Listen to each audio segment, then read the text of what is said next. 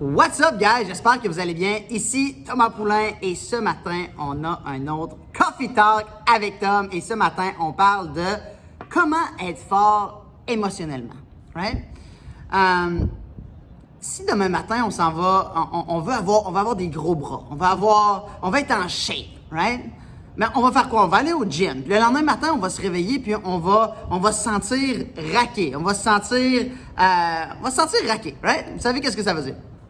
Et c'est quasiment comme si on est fier de dire que, hey, matin, je me suis réveillé, puis je suis vraiment raqué de mon entraînement d'hier, right? C'est quasiment, on se sent bien parce qu'on se dit, OK, on a eu un bon workout, puis on sait que si on veut avoir du muscle, ben, on doit tout d'abord déchirer le muscle en entraînement pour par la suite grossir ce muscle-là, right? Et c'est la même chose quand on parle de devenir fort émotionnellement. Et la plupart des gens, le problème, en fait, c'est pas un problème, c'est juste naturellement, c'est quelque chose qu'on fait. On pense que quand il nous arrive des événements, quand il nous arrive des choses dans notre vie, on pense que c'est mauvais. On pense qu'à cause de ça, il va nous arriver telle situation. Je me rappelle à un moment donné d'une histoire que j'ai lue qui disait, il y avait deux frères jumeaux. Il y en a un que leur père était alcoolique. Leur père leur a pas donné d'amour. Leur père a commis un suicide. Et il y en a un qui disait, à cause de ça, c'est impossible que j'ai du succès. À cause de ça, mais c'est pour ça que dans ma vie, j'ai pas de succès. C'est à cause de mon père. Et il y en a un autre qui disait, ben c'est à cause de mon père, à cause que j'ai vu qu'est-ce qu'il a fait, à cause que j'ai vu en fait un exemple de ce que je voulais pas. Et ça m'a rendu plus fort. Et c'est pour ça qu'aujourd'hui, je suis là où je suis. Right?